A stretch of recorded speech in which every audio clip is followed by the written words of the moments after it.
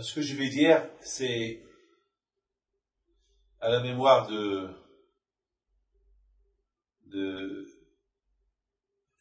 père de Ruth Taïb, que c'était son ex-guerrière et que j'ai promis que je fais un Dvar Torah, un petit Dvar Torah, mais il est très important.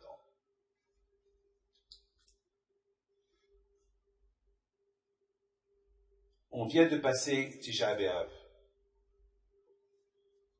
Qu'est-ce qui s'est passé exactement que ce jour de Tisha B'Av, il devient un jour qu'il est très important pour le peuple juif, un jour qu'on le pleure, un jour qu'on ne peut pas l'oublier. Et non seulement cela, on fait Birkat Hamazon, on pense à la destruction de Beit HaMikdash.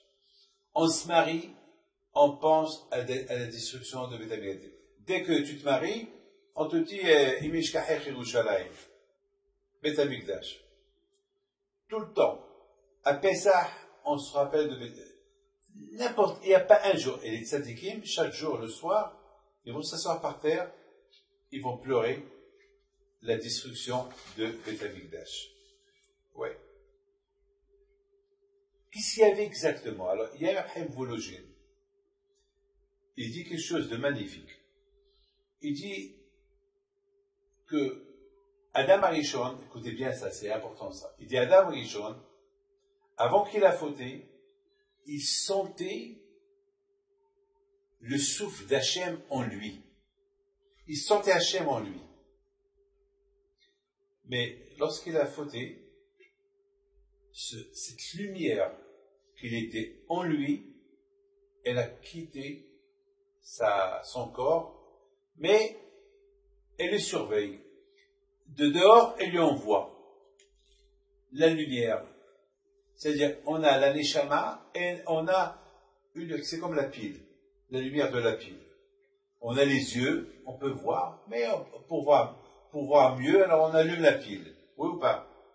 Alors, il y a la neshama qui nous fait vivre, mais il y a cette lumière que on l'a perdue à cause de la faute.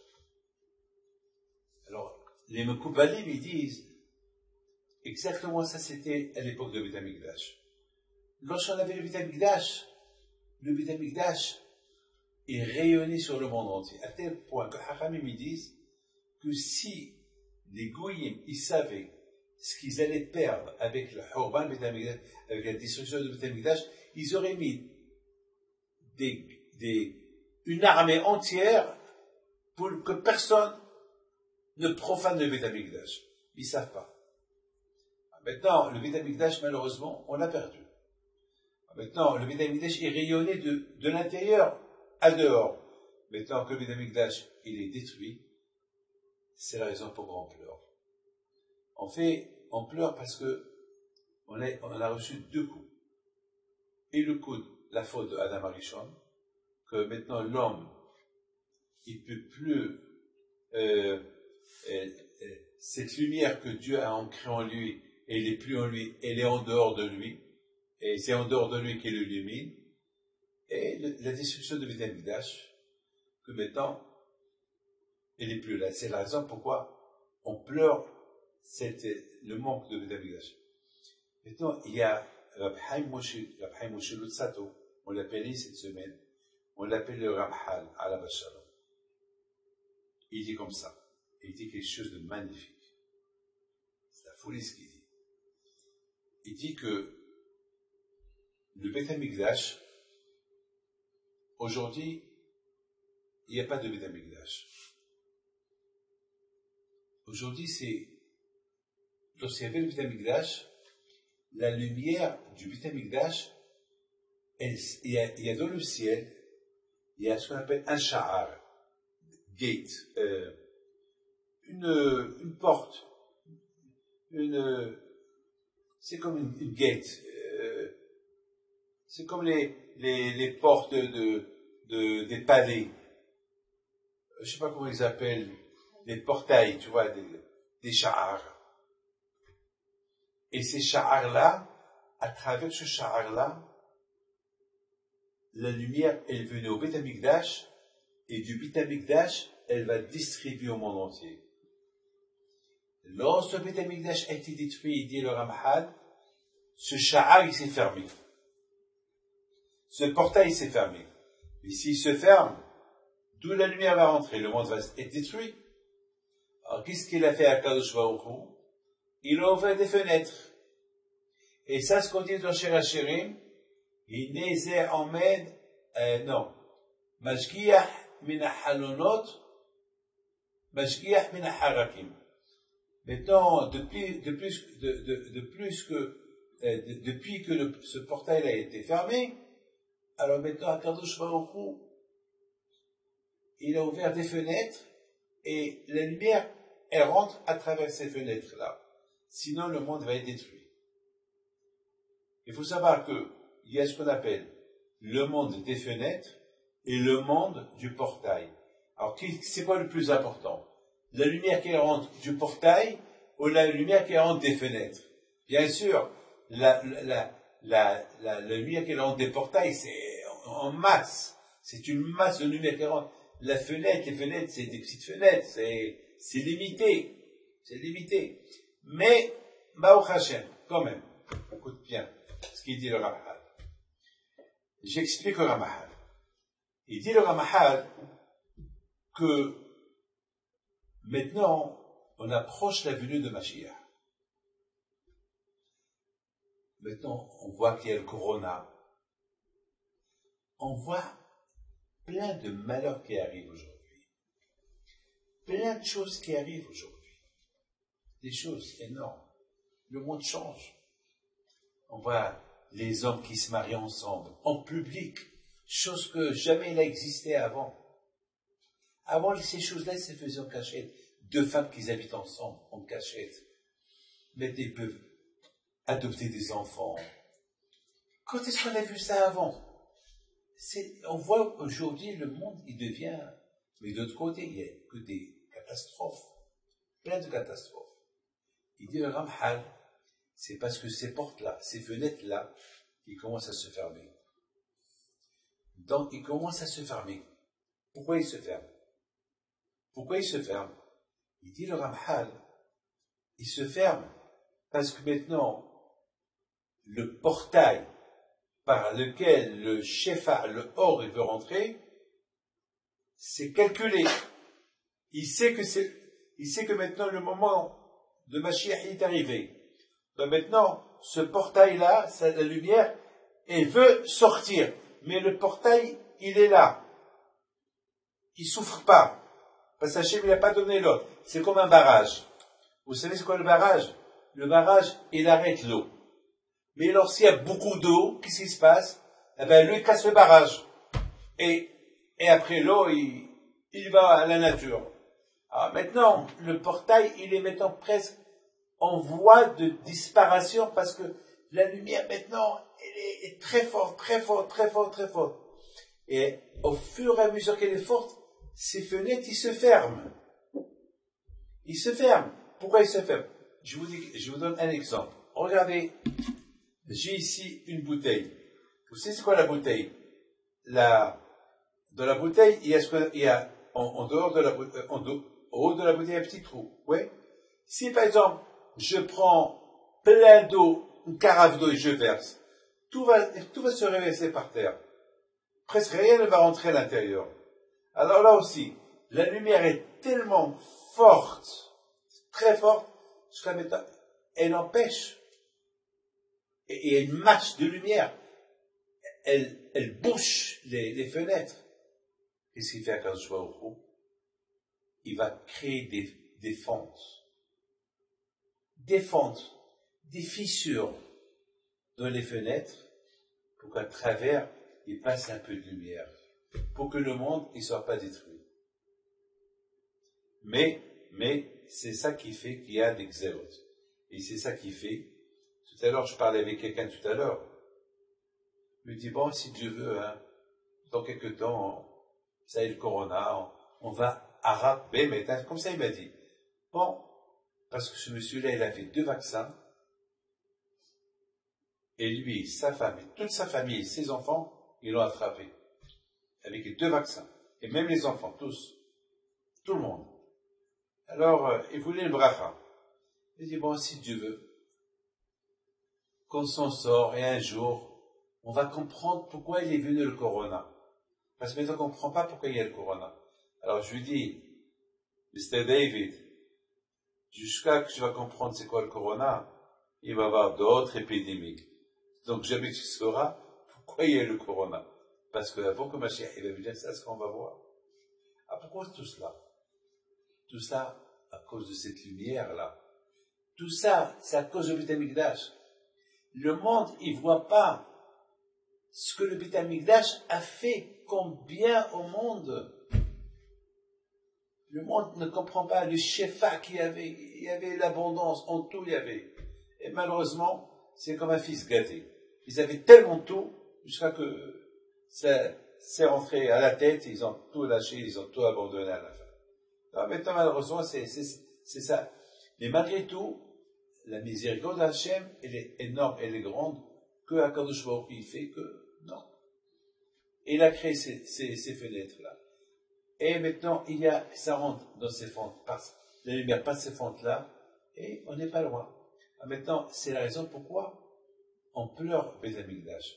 On pleure pas Beit HaMikdash, parce que, au fait, il y a, comment ça s'appelle, il y a David HaMelech, il dit, Mizmor le Asaf.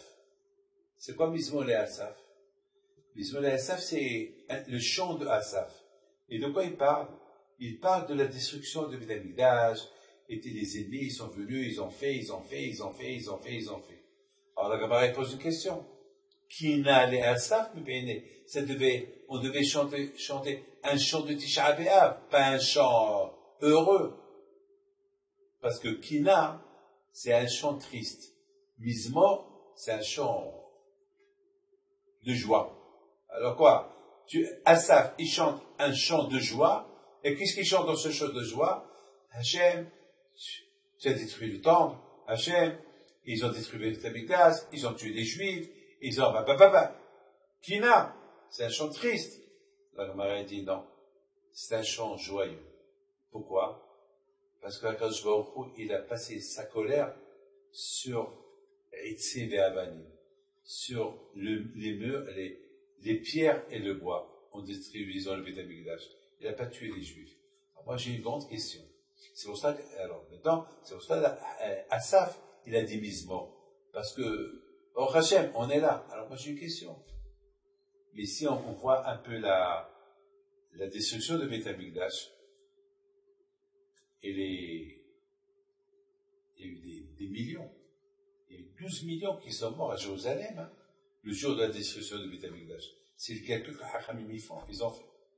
Donc, quand même, Akadosh Baruch Hu, il s'est vengé et du Beit HaMikdash et des Juifs. Mais la réponse, elle est, la Xéra était sur tous les Juifs. Mais maintenant, vous comprenez maintenant pourquoi,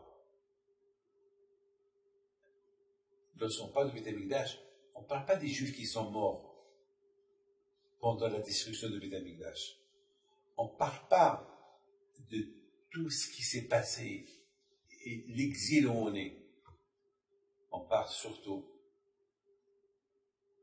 on fait surtout le deuil sur cette lumière qui sortait du portail Sha'ar Shamayim.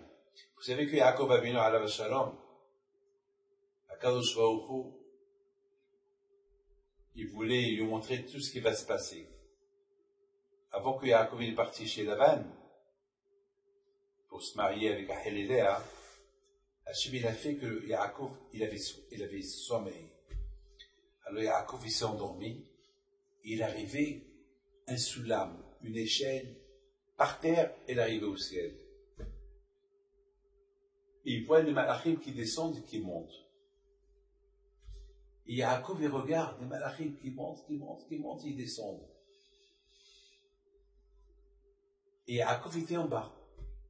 Mais il regarde. Et à un moment donné, il voit Hachem. Hachem, il s'avalav. Et là, Hachem dit, Yaakov, n'aie pas peur. Je serai avec toi. Le matin, il se réveille. La première chose qu'il a dit, waouh. J'ai dormi ici. Et si je savais que ici, c'est la porte du ciel, j'aurais pas dormi. Mais il a dit, Enze ki ibet Elokim, cet endroit-là, c'est là où il va avoir le Beit HaMikdash, et c'est de là le Sha'ar HaShamayim. C'est quoi Sha'ar HaShamayim? Ça veut dire que là où Yaakov Avinu a fait le rêve, c'était là-bas où il y a le portail du ciel, qu'à travers ce portail-là, la lumière rentre. Alors moi, mettons, je me suis posé une question. Quel est le rapport? Pourquoi Yaakov Avinu il a fait ce rêve-là? Why? Pourquoi Yaakov? C'est quoi le message que Hachem il veut envoyer à Yaakov? C'est quoi? C'est quoi? Parce que Yaakov c'était le symbole de la Torah. Titel emet Yaakov. Yaakov ishtam yushev ohalim. Yaakov en Laban gardi, j'ai respecté 613 mitzvot, même chez Laban. Tout le temps Yaakov Avinu, c'est à tel point que Hachamim disent que Yaakov Avinu n'est pas mort. C'est pas écrit la mort sur Yaakov. Ils l'ont enterré, mais il n'est pas mort. Alors, la question elle est, mais il l'a enterré. Oui, il l'a enterré, mais il n'est pas mort. Pourquoi? Parce que quelqu'un qui étudie la Torah, il ne peut pas mourir. Et Yaakov, c'était le symbole de la Torah. Alors maintenant, on comprend très bien que cette lumière du Shefa, qu'il sort du portail pour donner le chef, pour traverser, rentrer au Beit HaMikdash, et de Beit HaMikdash, elle va, she will supply, elle va donner, elle va,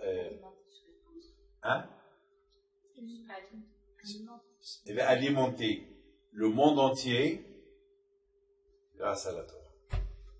Et c'est ça le message que Hachem, ça ce que j'ai pensé. Merci Hachem. Ça c'est le message qu'ils ont voulu dire à Yaakov. Yaakov, ce que tu viens de rêver, c'est ici le portail de la lumière qui va alimenter la lumière. Au Beit HaMikdash, et du Beit HaMikdash, c'est comme une station nucléaire, qu'elle va alimenter le monde entier d'électricité. Donc, c'est ça, les Havdil, c'est ça. C'est de la folie. C'est de la folie. Mais on comprend très bien le message que Yaakov Avinu a reçu.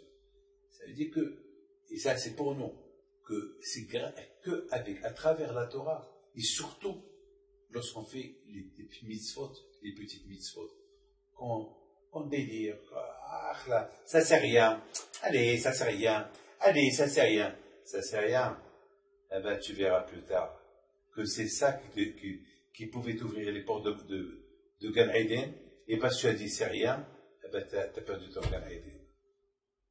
Donc c'est ça le message de Yaakov Avinu, qu'on a lancé à Yaakov Avinu. On lui a lancé un message terrible. Jamais j'oublierai Rabbi Yateboul. Je crois que c'est lui ou un autre. Une fois, ils ont raconté une histoire. Non, c'est Rabbi Ribibou, pardon, non. C'est Rabbi Ribibou. Il a raconté une fois, il a dit, imaginez-vous qu'on vous donne une machine qui fabrique des billets de 500 €. Et on te la donne pour une nuit. On te dit, voilà Yoël, voilà je te donne cette machine qui fabrique les billets de 500 €, voilà pour une nuit. Est-ce que toi tu vas dire, une nuit, je vais devenir multimilliardaire?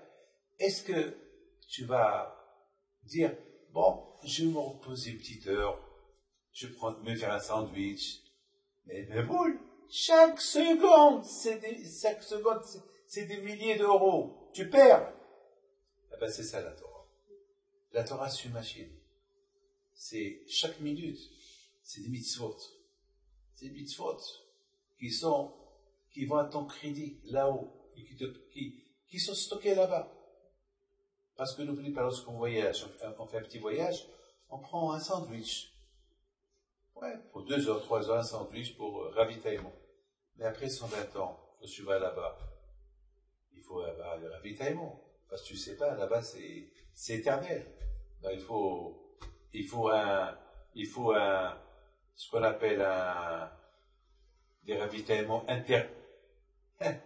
éternels pour là-bas. C'est la Torah, à travers la Torah. C'est tout. Et c'est ça le message qu'ils ont donné à Yaakov Avinu. Que ce Sha'ak du ciel, il est là, il fonctionne uniquement à travers la Torah. Étant donné que toi, Yaakov, tu es un homme de Torah, alors voilà, on t'a ouvert et c'est la raison pourquoi le Beth Amikdash a été détruit. Pourquoi le Beth Amikdash a été détruit? Al Ozvam Torah. Voilà le shiur de cette paracha de Ekev, que cette paracha de Ekev, elle est très importante. C'est une paracha qu'elle nous rappelle que ce qu'on croit, c'est le dernier, et ben c'est lui le premier. On dit, Even ma'aso abonim, haïta leoshpina. Even, la pierre que tout le monde a dénigrée à cette pierre-là, c'est zéro, eh ben, c'est elle qui va devenir la number one. Que le bon Dieu protège et